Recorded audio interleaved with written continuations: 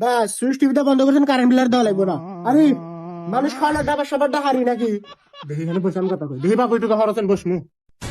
দেখছো দেখছো, বসে তো বসে মুহির উপর বসে, তাহলে প্যান্ডা খুলে পাত খাওয়া দাও। আমার বাড়ি আমাকে ফেরবার কয়, আজকাল আমি মরতে যাচ্ছি, কিছু কবার দিস না। এ গোলাম এই চুপ, একটা কথা বলা কি শালা মধ্যে আসনি। আরে জামাই এটা হরাও, আমরা অনুষ্ঠানের ব্যবস্থা করি, কথা কথা গেছো এটা গেছো ধরা দাও।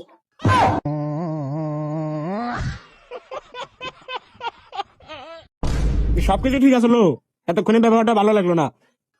তাহলে কান্দার কি করবেন? সবারই তো একদিন জন্ম নিতে হইব, জন্ম তো মানুষের জন্য। আরে এতে মানুষজন কয়জন খাওয়াবেন কে বাকি? জামাই লোক আর কজন খামু, অল্প কটা লোক খাওয়া তুমি শেষ।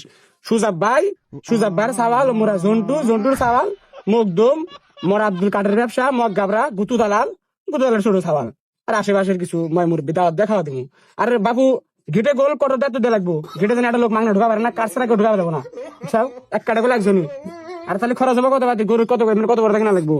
কি গেট? হ্যাঁ রে, গেটের দায়িত্ব আমি আছি, সমস্যা নেই। আমার একটা পরিচিত লোক আছে, নাম বেঙ্গি দুলাল। ওকে আমার এলাকায় যে কোনো অনুষ্ঠানে গেটের দায়িত্ব দেয়। তার আগে আমার বাড়িতে অনুষ্ঠান হয়েছিল, তাকে আমি গেটের দায়িত্ব দিয়েছিলাম।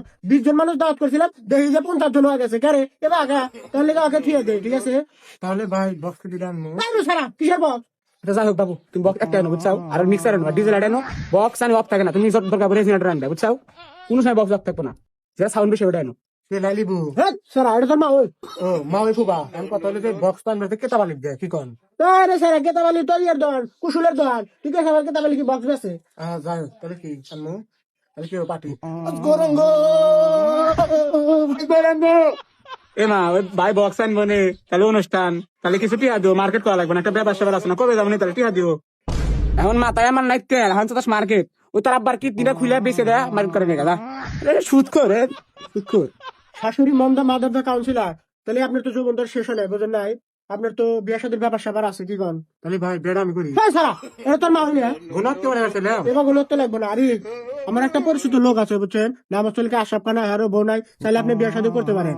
এই শীতের রাত, বোঝেন নাই? তো হার কোনো মোতা আইসে, এক জিজ্ঞেস করছিলাম, কয় আরে ভাই মোতা রাইতে 2-3 বার মারাই, তাহলে আপনি থাকলে তো ওই সমস্যাটা হবো না। আমি একটা পজিশন নিয়ে দিয়েছিলাম, কইছিলাম যে খালি পাইপ লাগাইবেন, পাইপ লাগাইলেই সমাধান। তা কইতেছে যে না, এটা বিয়ে শাদী করা লাগে, এলে আপনি প্রস্তাব দিলাম, কি করেন আপনি সাথে? ঠেকি পারবো আর বয়স 85। এ ভাই ভাই 85 তুই যাস, ও আলাদা। তাহলে জামাই বিয়ের আগে একবার হবো না, কেন তো ওদের নাই, চেকমেক করে নিলাম, ভালো হলো।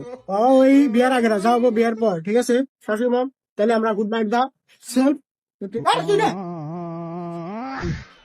চিন্তা করে না, বিষয়টা হার মিলে ও মেয়ের জামাই মিষ্টি এনে মিষ্টি দিয়ে গেল না, তোমরাই নিয়ে গেলা।